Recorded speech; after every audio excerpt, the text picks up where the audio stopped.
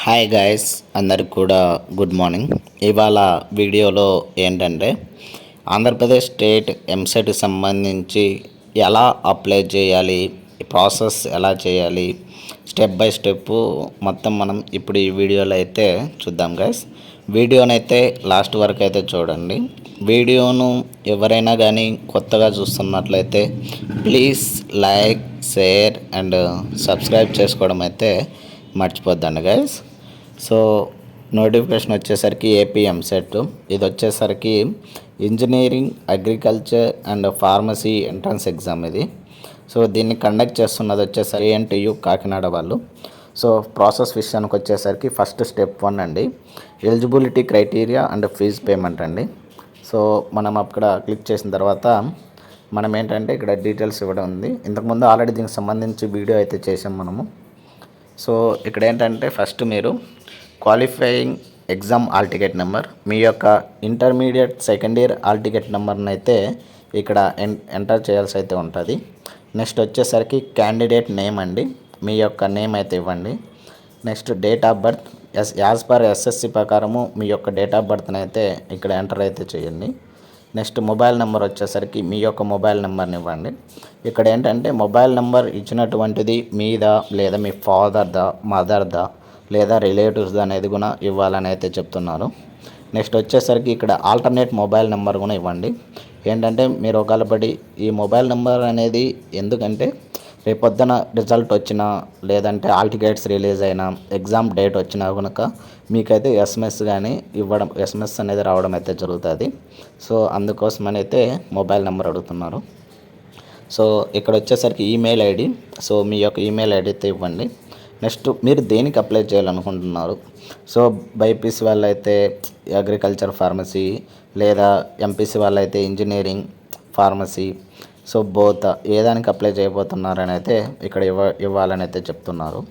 Next category విషయానికి వచ్చేసరికి మీరు ఓసీ క్యాండిడేట్సా, బీసీఏనా, బీసీబీనా, బీసీసీ క్యాండిడేట్సా, బీసీడీనా, బీసీఈ క్యాండిడేట్సా, ఎస్సీ ఎస్టీ క్యాండిడేట్సా అనేది దాన్ని బట్టి ఇవ్వండి.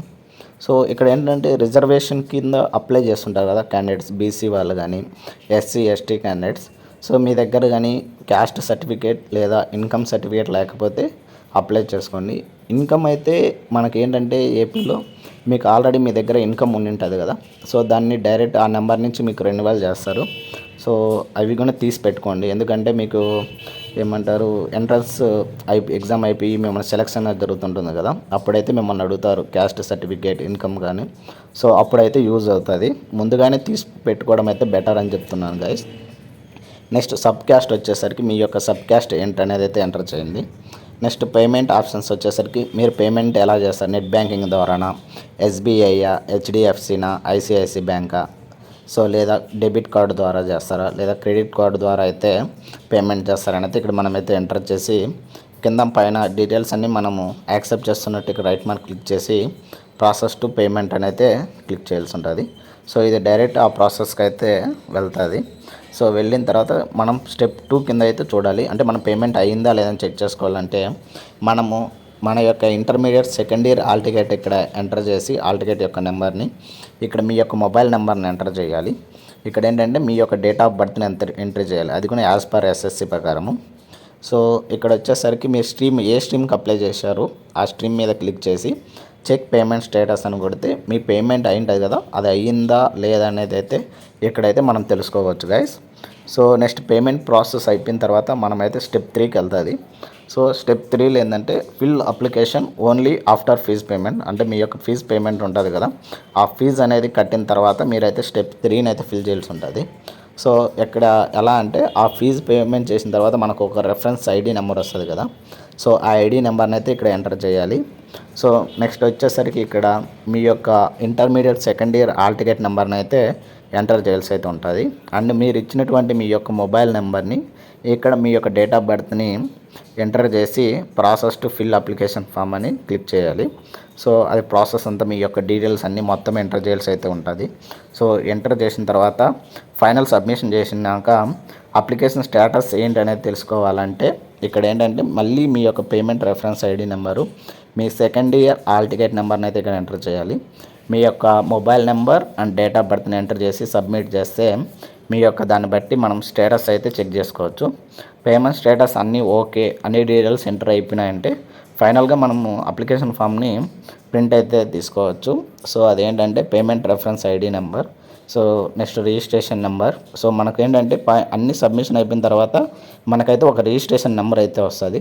సో ఆ రిజిస్ట్రేషన్ నెంబర్ నుంచే మనకు రేపు పొద్దున ఆల్ టికెట్స్ కానీ డౌన్లోడ్ చేసుకోవాలన్నా సో ఆ రిజిస్ట్రేషన్ నెంబర్ నుంచే మనం డౌన్లోడ్ చేసుకోవాల్సి ఉంటుంది. సో ఇక్కడ ఆ యొక్క రిజిస్ట్రేషన్ నెంబర్ని అయితే ఎంటర్ చేయాలి. సో నెక్స్ట్ ఇక్కడ వచ్చేసరికి qualification examination hall ticket number అంటే మీ యొక్క second year hall ticket number, మీ యొక్క మొబైల్ నెంబర్ అండ్ మీ యొక్క డేట్ ఆఫ్ బర్త్ని అయితే ఎంటర్ చేసి గెట్ ప్రింట్అవుట్ అప్లికేషన్ అని కొడితే మీ యొక్క అప్లికేషన్ అయితే డౌన్లోడ్ చేసుకోవచ్చు. సో మీ యొక్క మళ్ళీ చెప్తున్నా, మీ యొక్క రిజిస్ట్రేషన్ నెంబర్ అనేది చాలా ఇంపార్టెంట్. రేపొద్దున మీరు ఆల్ టికెట్స్ డౌన్లోడ్ చేసుకోవాలన్నా, మీరు ర్యాంక్స్ వచ్చినప్పుడు కౌన్సిలింగ్ అప్పుడైనా సరే మీకు ఈ రిజిస్ట్రేషన్ నెంబర్ అనేది చాలా ఇంపార్టెంట్ గైస్. సో ఇది ఎంసెట్ అప్లికేషన్ ప్రాసెస్ యొక్క స్టెప్ బై స్టెప్ ప్రాసెస్. ఈ వీడియో మీకు నచ్చినట్లయితే please like, share and subscribe చేసుకోవడం అయితే మర్చిపోద్దండి గైస్. Thank you.